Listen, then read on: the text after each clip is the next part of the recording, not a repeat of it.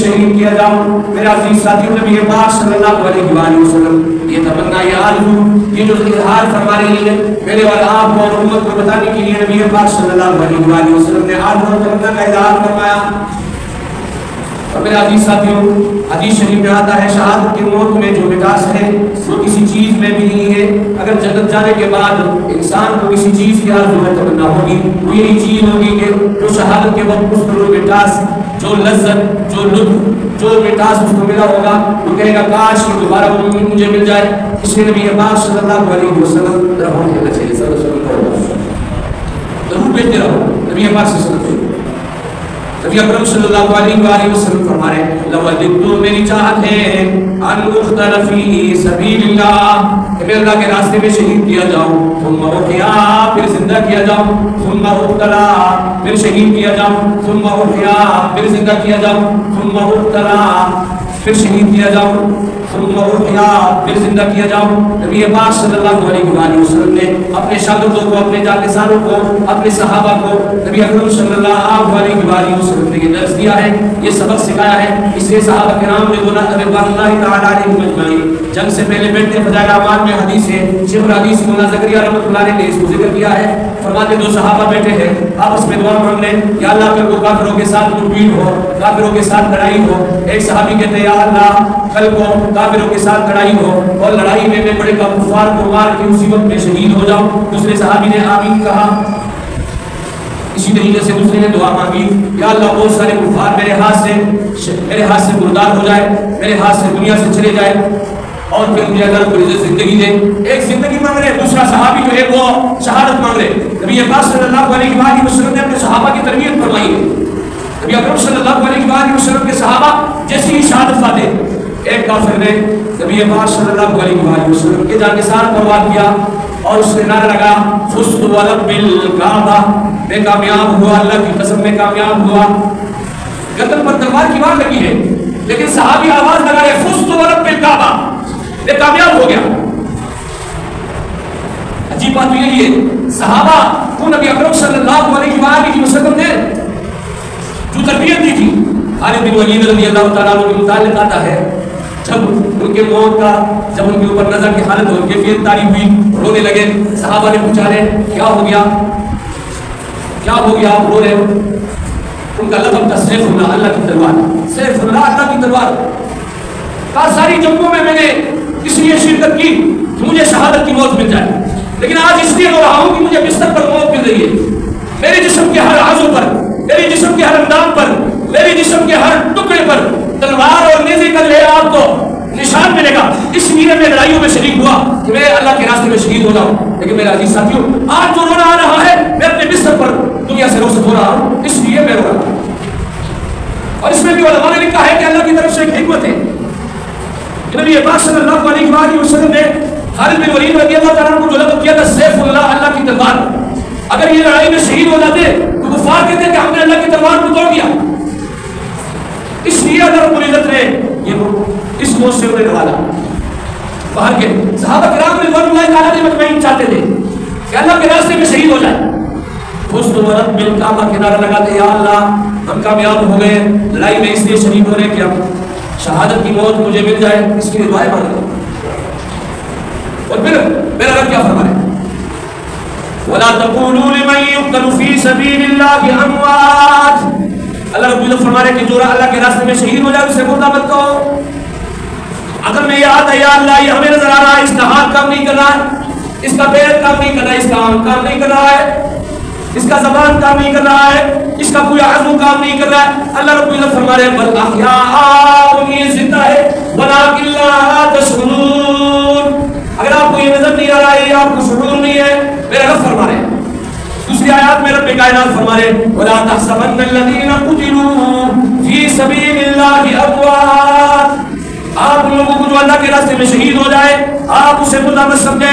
وَلَا تَحْسَبَنَّ الَّذِينَ قُتِلُوا فِي سَبِيلِ اللَّهِ أَمْوَاتٌ، اللہ رب العزت فرما رہے ہیں بل احیاء، وہ زندہ ہے بل احیاء عند ربهم يرزقون، اللہ رب العزت انہیں باہر رزق دے رہا ہے جب اللہ کے راستے میں شہید ہو جائے۔ نبی اکرم صلی اللہ علیہ وآلہ وسلم بتا رہے لَوَدِدْتُ أَنْ أُقْتَلَ فِي سَبِيلِ اللَّهِ، چاہت ہے، میری تمنا ہے، میری آرزو ہے، لو وددت، میں چاہتا ہوں ان ابتلا، اللہ کے راستے میں شہید کیا جاؤں، ثم احیا، پھر زندہ کیا جاؤں، ثم ابتلا، پھر شہید کیا جاؤں، ثم احیا، پھر زندہ کیا جاؤں، 3 مرتبہ میرا نبی پاک صلی اللہ علیہ وسلم آرزو اور تمنا کا اظہار کر رہا ہے۔ صحابہ میرے نبی کے جانثار ہیں، میرے نبی پر جان لٹانے والے ہیں۔ میرا عزیز ساتھیوں، صحبان رضی اللہ تعالیٰ عنہ کے متعلق آتا ہے، گھر سے پاگا آیا، مسجد نبی کی طرف آیا، نبی پاک صلی اللہ علیہ وسلم وضو فرمائے، نبی اکرم صلی اللہ علیہ وسلم کو یوں دیکھنے لگا۔ نبی اکرم صلی اللہ علیہ وسلم نے پوچھا، صوبان ماذا ترا، ارے صوبان کیا دیکھ رہے ہو؟ صوبان عرض کرنے لگا، اللہ کے رسول، میں گھر میں تھا، آپ کی یاد آئی، آپ کے یاد نے مجھے تنگ کیا اور میں مسجد نبی کی طرف دوڑتا ہوا آیا، آپ کی دیدار سے اپنے آنکھوں کو بھر رہا ہوں، اپنے آنکھوں کو ٹھنڈا کر رہا ہوں۔ لیکن اللہ کے رسول یہ بتائیے کہ کل قیامت کے دن آپ نبی ہے، اللہ رب العزت آپ کو اونچا مقام عطا فرمائیں گے، کل آپ قیامت کے دن آپ سے ملاقات ہو سکے گی کہ نہیں؟ نبی اکرم صلی اللہ علیہ وسلم، ذرا محبت کے ساتھ، نبی اکرم صلی اللہ علیہ وسلم فرمانے لگے، المرء مع من احب، کل قیامت کے دن آپ اس کے ساتھ اٹھائے جاؤ گے، اس کے ساتھ آپ کی محبت ہوگی۔ اگلے دن کا مسئلہ بھی نبی پاک صلی اللہ علیہ وسلم نے حل کر دیا، دنیا میں جس کے ساتھ محبت کرو گے، کل قیامت کے دن اللہ رب العزت آپ کو کے ساتھ اٹھائیں گے۔ المرء مع من احب، سبحان رضی اللہ تعالیٰ عنہ خوش ہو۔ اسی طریقے سے نبی پاک صلی اللہ علیہ وسلم جمعہ پڑھا رہے، جمعے کے دن کچھ لوگ مسجد نبی کی صحن میں کھڑے تھے، نبی اکرم صلی اللہ علیہ وسلم نے فرمایا، نبی پاک صلی اللہ علیہ وسلم نے ان لوگوں سے کہا بیٹھ جاؤ۔ یہ آواز عبداللہ ابن مسعود رضی اللہ تعالیٰ عنہ کی کان میں پڑی، عبداللہ ابن مسعود رضی اللہ تعالیٰ عنہ مسجد کی طرف آ رہے، راستے میں یہ آواز کان میں پڑی، بیٹھ جاؤ، وہی بیٹھے۔ نبی پاک صلی اللہ علیہ وسلم کا آرڈر ملے اور پھر وہ ہلے، یہ ہو نہیں سکتا ہے۔ صحابہ نے نبی پاک صلی اللہ علیہ وسلم کو بتایا، عبداللہ ابن مسعود رضی اللہ تعالیٰ عنہ نے آج جمعے کی نماز راستے میں پڑھی ہے۔ نبی پاک صلی اللہ علیہ وسلم نے عبداللہ ابن مسعود رضی اللہ تعالیٰ عنہ کو بلایا، کہا میں جو آرڈر جاری کر رہا تھا، میرے شہر میں کھڑے ہوئے لوگوں کے مطابق یہ آرڈر جاری کر رہا تھا کہ آپ لوگ بیٹھ جاؤ۔ کہا میرے کانوں میں جب آپ کی آواز آئی کہ بیٹھ جاؤ، میرے تن بدن میں پھر ہمت نہیں رہی کہ میں آگے بڑھوں۔ یہ نبی پاک صلی اللہ علیہ وسلم کے آرڈر اور حکم کے لیے اپنے آپ کو بالکل دان نشاور کرنے والے تھے صحابہ کے مطابق کسر و کسرا کے دربار سے قاصد آیا، نبی پاک صلی اللہ علیہ وسلم وضو فرما رہے، نبی اکرم صلی اللہ علیہ وسلم ذرا محبت کے ساتھ جتنا درود پڑھو گے اتنا ہی آپ کو ثواب ملے گا۔ جمعے میں جب آپ آتے ہو نا، نبی اکرم صلی اللہ علیہ وسلم کا نام سنو، صلی اللہ، نبی اکرم صلی اللہ علیہ وسلم کے پاس کسر و کسرا کے طرف سے قاصد آیا، نبی اکرم صلی اللہ علیہ وسلم وضو فرما رہے، صحابہ کرام رضوان اللہ تعالیٰ علیہ اجمعین نبی پاک صلی اللہ علیہ وسلم کے ساتھ اتنے محبت کرنے والے تھے کہ نبی پاک صلی اللہ علیہ وسلم کے وضو کے پانی کو زمین پر گرنے نہیں دے رہے، بلکہ وہ پانی اپنے جسموں پر بن رہے، یہ قاسم دیکھ رہا تھا۔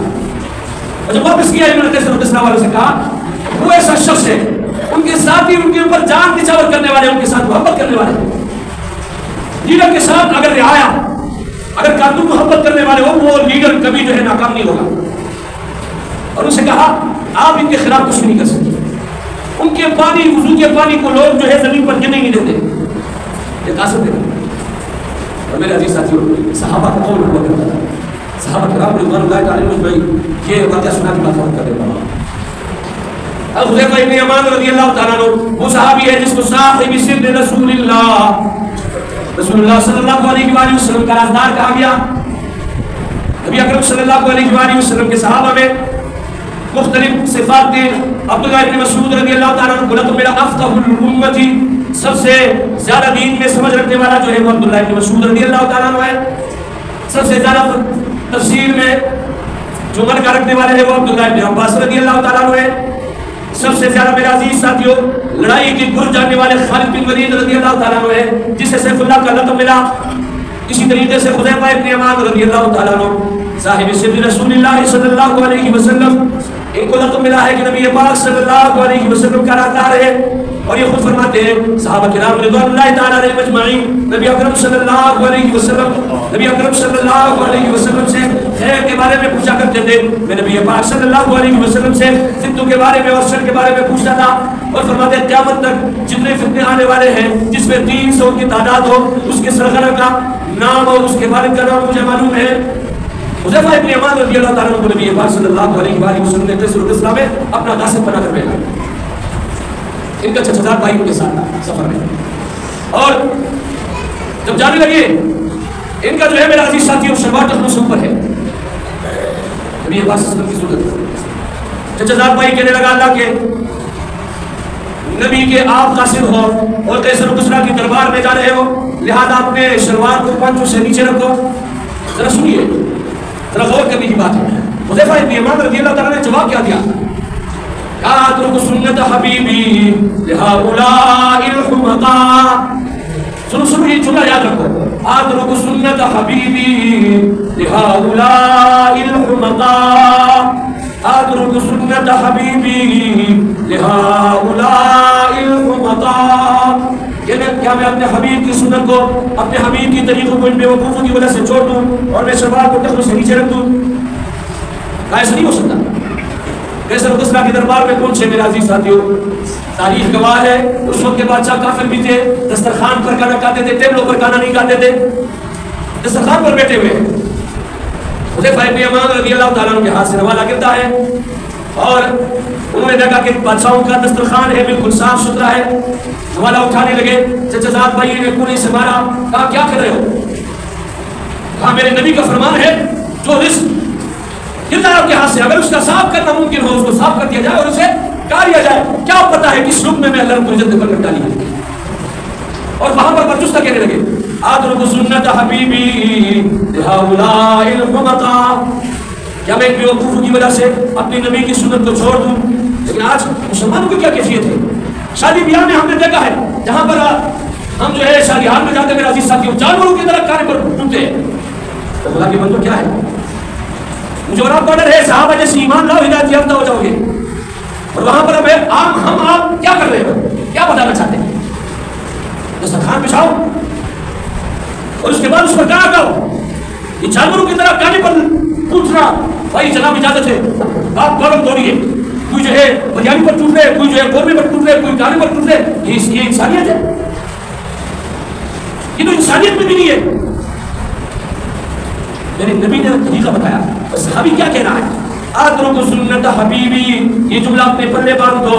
یہ جملہ یاد کر لو کہ میں اپنے حبیب کی سنت کو ان بے وقوفوں کی وجہ سے چھوڑ دوں. یہ ہو نہیں سکتا. اور ایسے کر رہا تھا صحابہ کرام رضی اللہ عنہم کے متعلق رب نے بھی فرمایا رضی اللہ عنہ میرا نبی فرما رہے لا تتخذوا من بعدی غرضا. میرے بعد میرے صحابہ کو تیر کی نشانے کا ہدف مت بناؤ. میرے نبی نے منع کیا اور فرمایا صحابہ کلھم عدول. صحابہ سب کے سب انصاف کرنے والے تھے. کسی صحابی کے بارے میں زبان درازی میرے نبی کو برداشت نہیں ہے. اور فرمایا فمن احبہ فلحبی احبہ. جو مجھ سے محبت کرتا ہے وہ صحابہ سے محبت کرتا ہوگا. جو مجھ سے بغض رکھتا ہے وہ صحابہ سے بغض رکھنے والا ہے. اللہ رب مجھے سے دعا کرے جو کچھ کہا گیا سنا گیا اس کو سمجھنے اس پر عمل کرنے کی توفیق عطا فرمائے. وآخر دعوانا الحمدللہ رب العالمین. آذان ہوگی اس کے بعد شروع